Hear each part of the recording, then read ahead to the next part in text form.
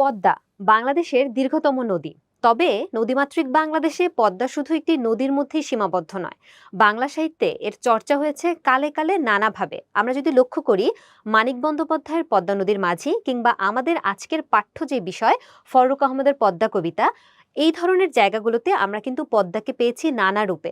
যেমন আজকের এই কবিতায় আমরা পদ্মার দুটি রূপ দেখতে পাবো। একটি হচ্ছে পদ্মার যে প্রমত্ত এবং ভয়ঙ্কর রূপ সেটি, এবং অন্যদিকে আমরা দেখব পদ্মার যে কল্যাণময়ী এবং জীবনদায়িনী রূপ আছে সেটি। তো পদ্মা কবিতাটা পড়ার আগে এই পদ্মা কবিতার যিনি কবি ফররুখ আহমদ, তার সম্পর্কে একটু জেনে নেব। তো প্রথমে যদি আমি একটু খেয়াল করি, ফররুখ আহমদ, তাকে আমরা বলে থাকি ইসলামী রেনেসার কবি বা মুসলমানদের যে নবজাগরণ, সে নবজাগরণের কবি হিসেবে তিনি আমাদের কাছে পরিচিত, এবং তাকে আমরা মূলত 40-এর দশকের কবি বলে থাকি। তো ফররুখ আহমেদের জন্ম হচ্ছে 1918 খ্রিস্টাব্দে এবং তার মৃত্যু 1974 খ্রিস্টাব্দে। সো 1974 থেকে আমরা যদি চিন্তা করি, 1974-এ মারা যান, 1918-তে জন্ম, মোটামুটি 56 বছরের মতো একটা সময় তার জীবন তিনি কাটিয়েছেন। এবং এই সময়ে আমরা যদি লক্ষ্য করি যে তার যেই পরিচিতিটা আমাদের কাছে বেশি এসেছে, সেটা কিন্তু মূলত তার কবিতা লেখার মাধ্যমে। এবং তার কবিতার একটা বৈশিষ্ট্য ছিল যে তিনি ইসলাম বা ইসলামের যে ঐতিহ্যগুলো আছে সেগুলোর পুনরুজ্জীবন নিয়ে তিনি কাজ করেছেন। অর্থাৎ ইসলামী ঐতিহ্যগুলোকে তিনি তার কবিতার মধ্যে খুব সুন্দরভাবে আশ্রয় দিয়েছেন বা যুক্ত করেছেন। ফররুখ আহমেদ 1918 খ্রিস্টাব্দে 10ই জুন মাগুরা জেলায় জন্মগ্রহণ করেছেন। তার পিতার নাম হচ্ছে সৈয়দ হাতেম আলী, এবং তার পড়াশোনার দিকে আমরা যদি একটু খেয়াল করি, তিনি কলকাতার রিপন কলেজ থেকে ইন্টারমিডিয়েট পাশ করেছেন। পরবর্তীতে তার যে উচ্চতর শিক্ষা সেটা ছিল স্কটিশ চার্চ কলেজ থেকে। তিনি দর্শন এবং ইংরেজি সাহিত্য বিষয়ে তিনি পড়াশোনা করেছেন। কর্মজীবনে তিনি বিভিন্ন পেশার সাথে যুক্ত ছিলেন, তবে আমরা যেটাকে একটু মনে রাখার চেষ্টা করব সেটা হচ্ছে তিনি ঢাকা বেতারে স্টাফ রাইটার হিসেবে কাজ করেছেন। এবং আমরা যেটা অলরেডি বলে ফেলেছি যে ফররুখ আহমেদের রচনার যে বৈশিষ্ট্য, তার যে লেখার বৈশিষ্ট্য, সেখানে আমরা দেখতে পাই যে তিনি ইসলামী ঐতিহ্যের পুনরুজ্জীবনে বিশ্বাসী ছিলেন, এবং তার কবিতায় ইসলামী যে আদর্শ এবং জীবনবোধ সেটার একটা প্রতিফলন ঘটেছে। আমরা যদি একটু গুরুত্বের সাথে খেয়াল করি, সেটা হচ্ছে তার যে উল্লেখযোগ্য রচনাবলীগুলো আছে সেটার দিকে।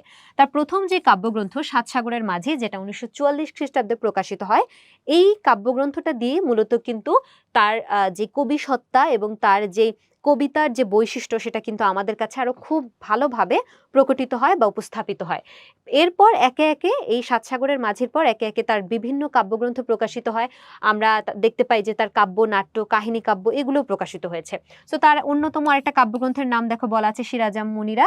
তার কাব্য নাট্যের নাম বলা আছে নৌফেল ও হাতেম। কাব্যনাট্য কি, যে মূলত একটা নাটক, কিন্তু সেখানে আমরা কাব্যের যে বৈশিষ্ট্যগুলো, অর্থাৎ কবিতা এবং নাটক দুটোরই বৈশিষ্ট্য আমরা আসলে এখানে এক হয়ে যেতে বা একীভূত হয়ে যেতে দেখি। সনেট সংকলন, তার সনেটের যে সংকলন সেটা হচ্ছে মুহূর্তের কবিতা।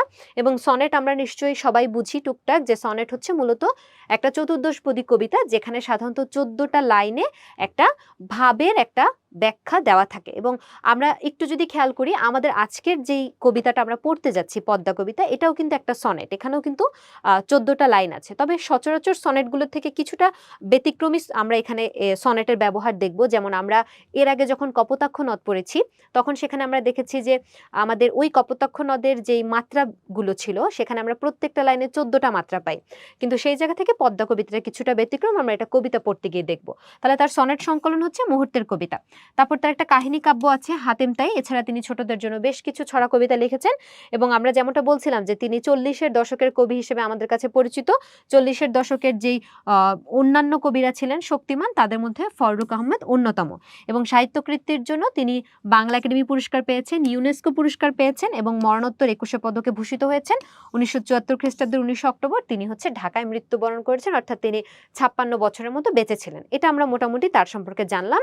এবার আমরা আমাদের যে মূল কবিতা, সেই মূল কবিতায় চলে যাই। তো মূল কবিতায় যাওয়ার আগে আমি আবার একটু মনে করিয়ে দেই, এই কবিতাটার মধ্যে আমরা কিন্তু পদ্মার দ্বৈত রূপ দেখতে পাই। আমরা যারা মোটামুটি বাংলাদেশে বাস করি, তারা সবাই পদ্মার নাম যেমন শুনেছি, তেমন পদ্মা পাড়ের জনজীবন এবং পদ্মার অবস্থা সম্পর্কেও জানি। আমরা দেখি যে পদ্মায় বা বিভিন্ন সময় নদী ভাঙনের কারণে কিন্তু অনেক মানুষের যে আশ্রয়, সে আশ্রয় হারিয়ে যায়, তারা একেবারে নিঃস্ব হয়ে পড়ে। এছাড়াও আমরা দেখে থাকি যে অনেক সময় পদ্মায় কিন্তু লঞ্চ দুর্ঘটনা থেকে শুরু করে বিভিন্ন ধরনের দুর্ঘটনাও ঘটে। তার মানে পদ্মা নদী এটা যেরকম আমাদেরকে অনেকভাবে আমাদের জীবনে বেঁচে থাকার উপাদান যোগ করছে, ঠিক একইভাবে কিন্তু আমরা দেখতে পাচ্ছি যে পদ্মার মধ্যে একটা বিধ্বংসী ব্যাপারও কিন্তু উঠে এসেছে। ফলে আমরা বলছি যে আমরা এই কবিতায় পদ্মার দ্বৈত রূপ দেখব। একটা হচ্ছে পদ্মার যে ভয়ঙ্কর এবং প্রমত্ত রূপ, সেটা এবং পদ্মা যে আসলে বিধ্বংসী রূপ ধারণ করতে পারে সেটা আমরা দেখার চেষ্টা করব। এবং একই সাথে আমরা দেখব যে পদ্মা নদী কখনো কখনো আমাদের জন্য কল্যাণ বয়ে নিয়ে আসছে, কখনো কখনো আমাদের আমাদের কাছে বা পদ্মাপাড়ের মানুষের কাছে জীবনদায়িনী রূপে আসছে, এবং কখনো কখনো আমরা দেখতে পাচ্ছি যে পদ্মা আমাদের এই পদ্মাপাড়ের মানুষের সাথে বা বাংলাদেশের মানুষের সাথে মিলেমিশে জনজীবনে একাত্ম হয়ে গেছে বা এক হয়ে গেছে। সো এই দুটো দিক থেকে আমরা আসলে এই পদ্মা কবিতাটাকে পড়ার চেষ্টা করব। তো শুরুতেই যেটা বলছিলাম যে এই কবিতাটাও আমাদের একটা সনেট কবিতা। কবির কাফেলা নামক যে কাব্যগ্রন্থটি আছে সেখানে মোট 7টা সনেট বা চতুর্দশপদী কবিতা আমরা দেখি, তার মধ্যে একটা হচ্ছে এটা। সো সনেটের ক্ষেত্রে আমরা কি জানি 14টা লাইন হবে। তো আমরা যদি একটু খেয়াল করে দেখো 3, 6, 9, 10, 11, 12, 13, 14, অর্থাৎ এটাও একটা কি, আমরা এটাকে বলবো এটা একটা সনেট বা চতুর্দশপদী কবিতা। তবে এই সনেট বা চতুর্দশপদী কবিতাটা সচরাচর চতুর্দশপদী কবিতাগুলোতে যেমন প্রত্যেকটা লাইনে 14টা মাত্রা থাকে, এটা সেই জায়গা থেকে একটু ব্যতিক্রম। এখানে আমরা অক্ষরবৃত্ত ছন্দে 18টা মাত্রা দেখতে পাই। এটা সাধারণত 40-এর কবিদের একটা রেওয়াজ ছিল এরকম করে সনেট লেখার, তিনি সেই রেওয়াজটাকেই অনুসরণ করার চেষ্টা করেছেন। ওকে, তো আমরা শুরু করি কবিতাটা। দেখো বলা হচ্ছে, অনেক ঘূর্ণিতে ঘুরে পেয়ে ঢের সমুদ্রের স্বাদ, জীবনের পথে পথে অভিজ্ঞতা কুড়ায় প্রচুর, কেঁপেছে তোমাকে দেখে জলদস্যু দুরন্ত হারমাত। তাহলে এখানে আমাদেরকে বেশ কিছু শব্দার্থ প্রথমে একটু বুঝতে হবে, তাহলে আমরা কবিতাটা বুঝতে পারবো। দেখো বলা হচ্ছে অনেক ঘূর্ণিতে ঘুরে। ঘূর্ণি শব্দটা দ্বারা আমরা কি বুঝি? ঘূর্ণি শব্দটা দ্বারা আমরা বুঝি যে যখন প্রচন্ড বায়ু বা পানির যে স্রোত বা পানির যে প্রচন্ড একটা প্রবাহ, বায়ুর যে প্রচন্ড একটা প্রবাহ, সেটাকে আমরা বলে থাকি ঘূর্ণি। তাহলে অনেক ঘূর্ণিতে ঘুরে পেয়ে ঢের সমুদ্রের স্বাদ। সমুদ্রের স্বাদ বলতে এখানে বোঝানো হচ্ছে সমুদ্র ভ্রমণের অভিজ্ঞতাকে। যে পদ্মাকে বলা হচ্ছে যে অনেক ঘূর্ণিতে ঘুরে পেয়ে ঢের সমুদ্রের স্বাদ, মানে অনেক বায়ু প্রবাহের মধ্য দিয়ে অনেক সমুদ্র ভ্রমণের অভিজ্ঞতা। তারপরে কি বলা হচ্ছে, জীবনের পথে পথে অভিজ্ঞতা কুড়ায় প্রচুর, কেঁপেছে তোমাকে দেখে জলদস্যু দুরন্ত হারমাদ। তাহলে জলদস্যু কি? জলদস্যু হচ্ছে জলের দস্যু আমরা বলি, অর্থাৎ যারা জলপথে মানে নৌপথে, নদীতে, সাগরে যারা হচ্ছে নাবিকদের উপর আক্রমণ করে তাদের কাছে যা কিছু আছে সেগুলোকে লুণ্ঠন করে নেয়, তাদেরকে আমরা বলি হচ্ছে জলদস্যু। এবং হারমাদও এক ধরনের পর্তুগিজ জলদস্যু হিসেবে পরিচিত। 16-17 শতাব্দীর দিকে এই হারমাদ জলদস্যুদের একটা ত্রাসের রাজত্ব আমরা দেখতে পাই। তারা যেটা করতো, অতর্কিতে হামলা করত, এবং তারা যেহেতু সবসময় এই জায়গাটাতেই থাকতো, ফলে তাদের অভিজ্ঞতা ছিল অনেক বেশি, এবং তারা সমুদ্রের ত্রাস হিসেবে পরিচিত ছিল। নাবিকরা তাদেরকে ভয় করত।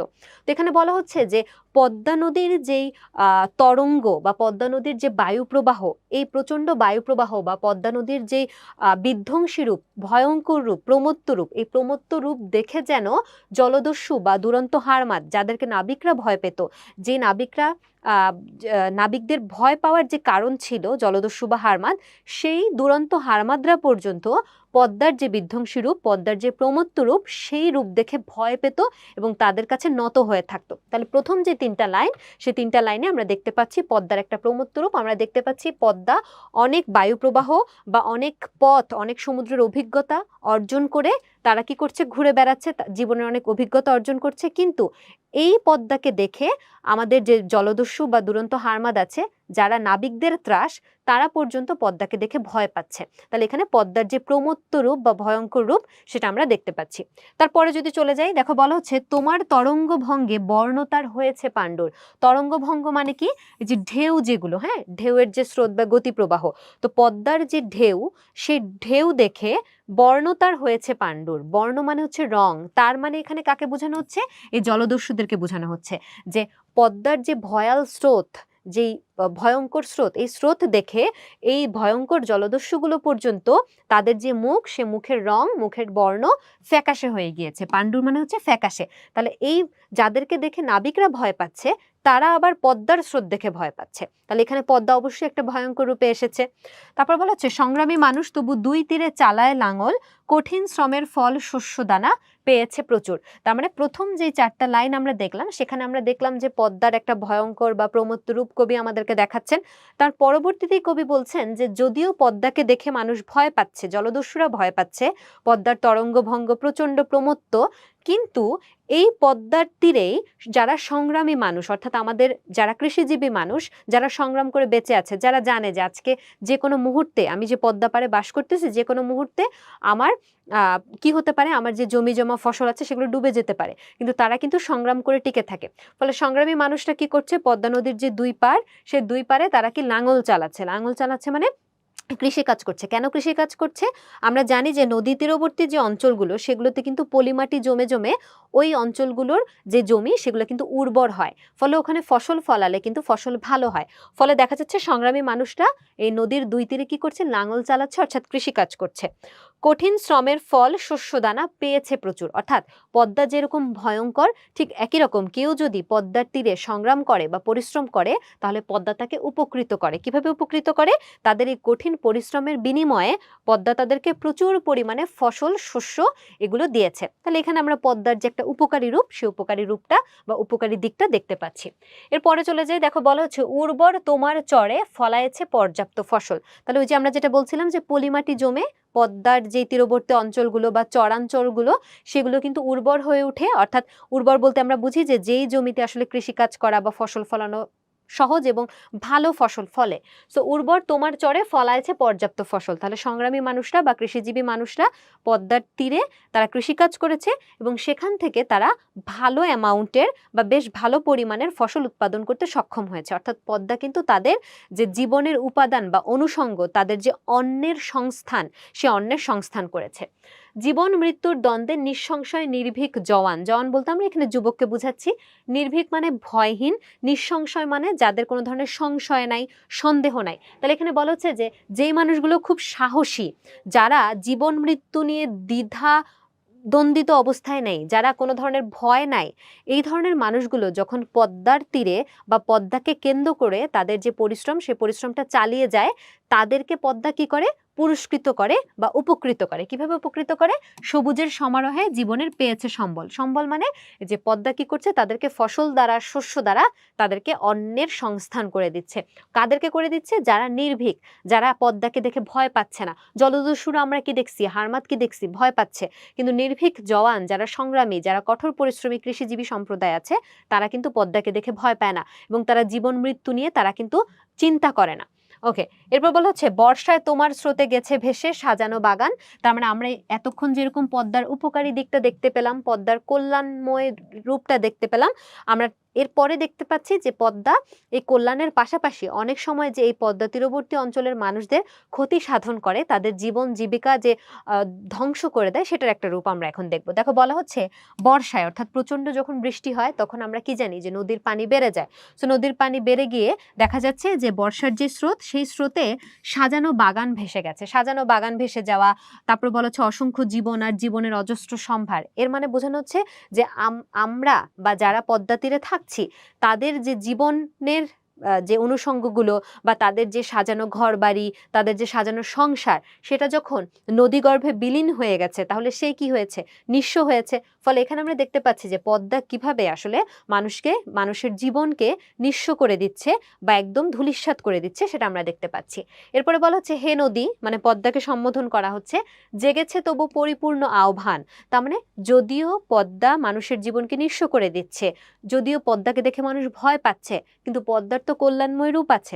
এজন্য কবি কি বলছেন, হে নদী জেগেছে তবু পরিপূর্ণ আহ্বান। তাহলে তুমি এত কিছু করা সত্ত্বেও তোমাকে কেন্দ্র করে আবার নতুন একটা স্টার্টিং, নতুন একটা শুরুর আমরা একটা উদ্দীপনা পাই। পরের দুটো লাইন যদি দেখি তাহলে আমরা বুঝবো। দেখো বলা হচ্ছে মৃত জড়তার বুকে খুলেছে মুক্তির স্বর্ণদ্বার, তোমার সুতীব্র গতি, তোমার প্রদীপ্ত স্রোতধারা। তাহলে পদ্মাকে কবি বলছেন আহ্বান করে যে দেখো, তুমি যদিও এই কাজগুলো করেছো, তুমি যদিও মানুষকে নিঃস্ব করে দিচ্ছ, সহায় সম্বলহীন করে দিচ্ছ, কিন্তু তুমি তো আবার কল্যাণময় রূপেও এসেছো। ফলে তোমার এই তীরে বা পদ্মা নদীকে কেন্দ্র করে আবারও কি হয়েছে, নতুন করে মুক্তির স্বর্ণদ্বার খুলেছে। কিভাবে?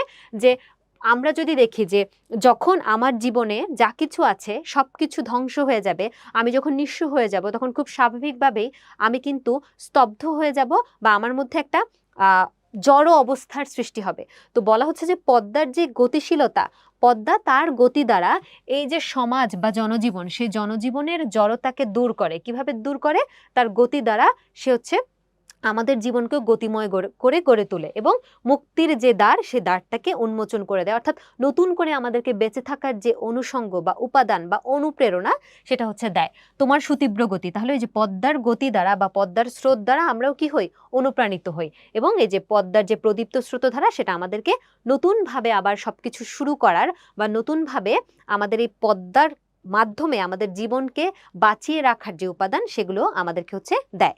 তো এই হলো আমাদের পদ্মা কবিতার 14টা লাইন। তাহলে আমরা এখানে আবার যদি একটু রিপিট করি, আমরা দেখতে পাচ্ছি প্রথম দিকে আমরা দেখছি পদ্মার ভয়ঙ্কর রূপগুলো, যেই রূপ দেখে জলদস্যু হারমাদের মতো সমুদ্রের ত্রাসরা পর্যন্ত ভয় পায় সেটা।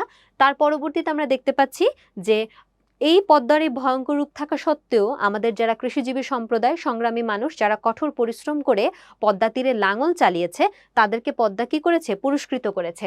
তার পরবর্তীতে আমরা দেখতে পাচ্ছি যে পদ্মা কিভাবে আসলে আমাদের জীবনকে নিঃস্ব করে দেয় বা ধ্বংস করে দেয়। বর্ষায় স্রোতে, পদ্মার স্রোতে মানুষের যে সহায় সম্বল আছে সেগুলো হচ্ছে ভেসে যায়, কিন্তু তা সত্ত্বেও আমরা দেখতে পাচ্ছি যে পদ্মাকে আমরা আহ্বান করছি। কেন আহ্বান করছি?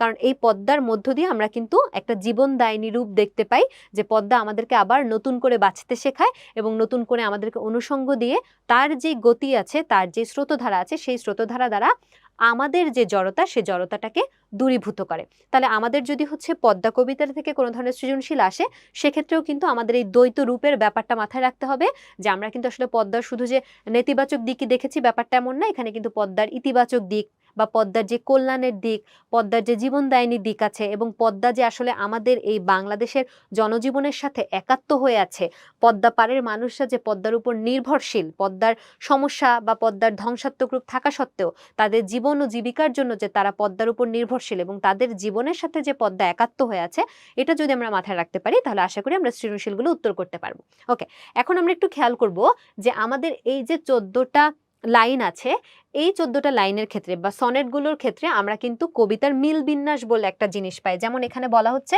যে পদ্মা একটা চতুর্দশপদী কবিতা, অর্থাৎ পদ্মা একটা সনেট। সো সনেটের ক্ষেত্রে আমরা জানি যে 14টা লাইন হবে এবং আমরা গুনে দেখেছি যে আসলে এখানে 14টা লাইন আছে। তবে এখানে একটু ব্যতিক্রমটা যেটা, সেটা বলা হচ্ছে যে 3 পংক্তিযুক্ত 4টি স্তবক এবং শেষে 2 পংক্তিযুক্ত একটি স্তবকে কবিতাটি বিন্যস্ত। তাহলে পদ্মা কবিতার স্তবক হচ্ছে সর্বমোট 5টা। 5টা স্তবকের মধ্যে আমরা দেখতে পাচ্ছি, দেখো এটা একটা প্রথম স্তবক, স্তবক 1, এখানে 3টা লাইন, তারপর স্তবক 3টা লাইন, এরকম করে আবার আরেকটা স্তবক 3টা লাইন, আবার আরেকটা স্তবক 3টা লাইন। তাহলে আমরা 4টা স্তবক পেলাম 3 লাইনের করে, এবং শেষ যে স্তবক অর্থাৎ পঞ্চম স্তবক, সেখানে আমরা 2টো লাইন বা 2টো চরণ হচ্ছে দেখতে পাই। এই কথাটা এখানে বলা হয়েছে। ওকে, তারপর বলছে প্রতিটি পংক্তিতে রয়েছে 18 মাত্রা। তাহলে আমরা সাধারণত যে কপোতাক্ষ নদ বা এর আগে যখন আমরা কোনো সনেট পেয়েছি তখন আমরা দেখেছি প্রতি চরণে 14 মাত্রা, কিন্তু এটা একটু ব্যতিক্রম। ওই 40-এর দশকের কবিদের রেওয়াজটাই ছিল অনেকটা এরকম, যে তারা হচ্ছে অক্ষরবৃত্তে 18 মাত্রায় তারা হচ্ছে সনেটগুলো রচনা করেছেন। এবং কবিতাটির মিলবিন্যাস দেওয়া আছে, দেখো মিলবিন্যাসটা আমরা একটু খেয়াল করি। ক খ ক, এই যে মিলবিন্যাসটা, এই মিলবিন্যাসটা আসলে আমরা কিভাবে বের করি সেটা একটু আমরা যদি খেয়াল করি, দেখো কবিতার যে শেষ শব্দগুলো বা শেষ বর্ণগুলো সেগুলোকে আমাদের খেয়াল করতে হবে। তাহলে আমরা যদি দেখি যে আমাদের এখানে শেষ হয়েছে সাদ দ্বারা অর্থাৎ দ, তাহলে দ গুলোকে আমরা যদি ক ধরি, তারপর আবার র গুলোকে আমরা ধরলাম হচ্ছে খ, তারপর আবার দ, তাহলে আমার আবার কি হলো ক। তাহলে এই যে আমার মিল বিন্যাসটা কি আসলো, দ র দ, তার মানে হচ্ছে ক খ ক। তাহলে আমরা চলে যাই, আমাদের এখানে যে মিল বিন্যাস আছে দেখো মিলে কিনা, এই যে ক খ ক মিলেছে। ওকে, তারপর বলছে সেকেন্ড যে স্তবকটা, আমরা জানি প্রত্যেকটা স্তবকে 3টা করে লাইন, তাহলে আমরা প্রথম স্তবকের 3টা লাইনের মিল বিন্যাস দেখলাম। তাহলে দ্বিতীয় স্তবকের মিল বিন্যাস হচ্ছে খ, গ এবং খ। তাহলে আমরা আবার দেখি একটু এটা কিভাবে খ, গ এবং খ হয়। আচ্ছা, তাহলে পাণ্ডুর, এই পাণ্ডুরকে আমরা এই যে র কে আমরা কি ধরছিলাম খ, তাহলে র এর জন্য আমরা লিখলাম খ। তারপর দেখো ল, এই ল বর্ণটা কিন্তু এর আগে আসে নাই, তাহলে ল বর্ণটা আমাদের কাছে নতুন। তাহলে আমরা যেরকম ম্যাথ করার সময় কোন একটা অজানা রাশির মান এক্স ওয়াই জেড ধরে নিই, এরকম আমরা হচ্ছে দ গুলোকে ক ধরে নিছি, র গুলোকে খ, তারপর আমরা এখন নতুন একটা বর্ণ পাচ্ছি ল, এই ল কে আমরা ধরে নিচ্ছি কি গ, আবার দেখো র, এটাকে আমরা আবার ধরে নিয়েছি হচ্ছে খ, এই যে র কে আমরা এতক্ষণ কিন্তু খই ধরতেছি। তাহলে আমাদের এই যে খ, গ এবং খ এর যে মিল বিন্যাস সেটা হচ্ছে চলে আসলো। আচ্ছা, এখানে একটু খেয়াল করতে হবে, সেটা হচ্ছে এই কবিতাটা সচরাচর অন্যান্য সনেটগুলোর থেকে ব্যতিক্রম এবং এখানে আমরা তেরজা রিমা বা ত্রিপদী মিল বিন্যাস দেখতে পাই। ত্রিপদী মিল বিন্যাসগুলো কিরকম, যে প্রত্যেকটা মিল দুটো স্তবক পর্যন্ত সেম থাকবে, এরপরের স্তবকে আমি আবার এই খটাকে আবার রিপিট করতে পারবো না, সেক্ষেত্রে আমার অন্য কোনো মিল বিন্যাস আনতে হবে। তাহলে আমরা একটু পরেরটাতে চলে যাই। দেখো এখানে বলা হচ্ছে গ ঘ গ, তাহলে আমরা তৃতীয় স্তবকের মিল বিন্যাস কি পাইলাম, গ ঘ এবং হচ্ছে গ। তাহলে কিভাবে, দেখো একটু খেয়াল করে, আমরা কিন্তু এই যে ল গুলোকে কিন্তু গ ধরছিলাম, তাহলে এখানে ল, ল এর জন্য আমার গ আসলো। ন, এই নটা এতক্ষণ আমার ছিল না, এই নটা প্রথমবারের মতো আসছে, তাহলে ন এর জন্য আমি কি নিব, ঘ, এবং আবারও ল, ফলে আমরা নিচ্ছি হচ্ছে গ, তাহলে গ ঘ গ হলো। ওকে, নেক্সট আমরা যদি চলে যাই, আমাদের চতুর্থ স্তবকের মিল বিন্যাস হচ্ছে ঘ উম এবং ঘ, ঘ উম এবং হচ্ছে ঘ। তাহলে আমরা একটু আগে দেখছি ন গুলোকে ঘ ধরছে, তাহলে আমি ন দুইটাকে ঘ লিখে দিলাম।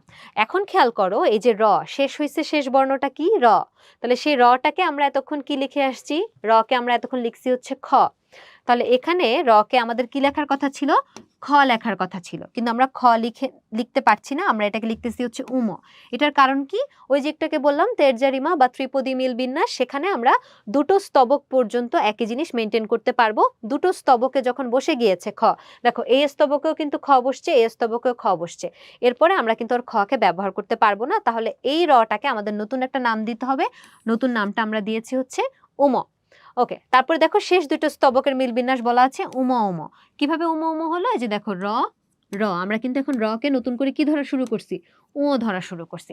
তাহলে একটু আমরা যদি খেয়াল করি যে মিল বিন্যাসটা একত্রিত করলে আমাদের কি দাঁড়ায়, খেয়াল করে দেখো যে মাঝের যে সব বর্ণটা, সেই বর্ণটা খ, এবং এটা দ্বিতীয় স্তবকে এসে স্টার্টিং বর্ণ, মানে এই মিল বিন্যাসগুলোর নিয়ম হচ্ছে যে প্রথম স্তবকের মাঝের যে বর্ণটা থাকবে বা মাঝের যে মিলটা থাকবে সেটা দ্বিতীয় স্তবকে স্টার্টিং হয়ে যাবে, আবার এখানের যে মাঝেরটা ছিল সেটা তৃতীয় স্তবকে দেখো স্টার্টিং হয়ে গেছে, আবার এখানে যে মাঝে ছিল সে কিন্তু চতুর্থ স্তবকে স্টার্টিং হয়ে গেছে, আবার এখানে যে মাঝে ছিল সে কিন্তু পঞ্চম স্তবকে স্টার্টিং হয়ে গেছে। এভাবে করে এই মিল বিন্যাসটা সাধারণত করা হয়েছে। তোমাদের পরীক্ষায় মিল বিন্যাস ভেঙে আসে না, কিন্তু আমি যেহেতু কবিতাটা পুরোটা পড়িয়েছি, ফলে এই মিল বিন্যাসটা মুখস্থ করার জন্য বা মুখস্থ করতে সহজ হওয়ার জন্য ভেঙে হচ্ছে দেখিয়ে দিয়েছি, তোমরা চাইলে ভাঙাটা স্কিপ করতেও পারো।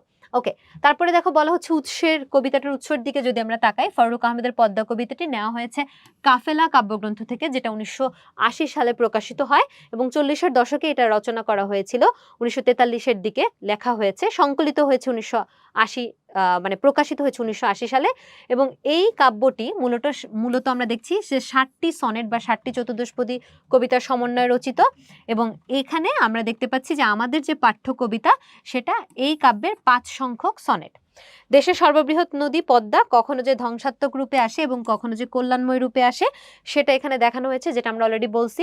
আমরা যদি এটা সারসংক্ষেপ দেখি তাহলে আমরা দেখতে পাচ্ছি যে আমাদের বাংলাদেশে অসংখ্য নদ নদী রয়েছে, যার মধ্যে পদ্মা একটা সর্ববৃহৎ নদী, এবং এখানে নদীর দুইটা রূপ আমাদেরকে দেখানো হচ্ছে, যে একদিকে এটা ভয়ঙ্কর প্রমত্ত এবং অন্যদিকে আমরা দেখছি যে পদ্মার পলিতে প্লাবিত যে দুই পার, সেখানে যে উর্বর জমি, সেই জমিতে আসলে ফসল ফলানোর মধ্য দিয়ে আমাদেরকে একটা জীবনদায়িনী রূপ পদ্মার দেখানো হয়েছে। তাহলে পদ্মা কবিতাতে মূলত আমরা পদ্মার দুটো রূপ, দ্বৈত রূপ দেখতে পাচ্ছি, একটা হচ্ছে বিধ্বংসী বা ধ্বংসাত্মক প্রমত্ত রূপ, আর একটা হচ্ছে পদ্মার যে জীবনদায়িনী এবং কল্যাণময়ী রূপ সেটি। তো আশা করি পদ্মা কবিতাটা তোমাদের কিছুটা হলেও ধারণা হয়েছে। তোমাদের সবাইকে অসংখ্য ধন্যবাদ। আল্লাহ হাফেজ, আসসালামু আলাইকুম।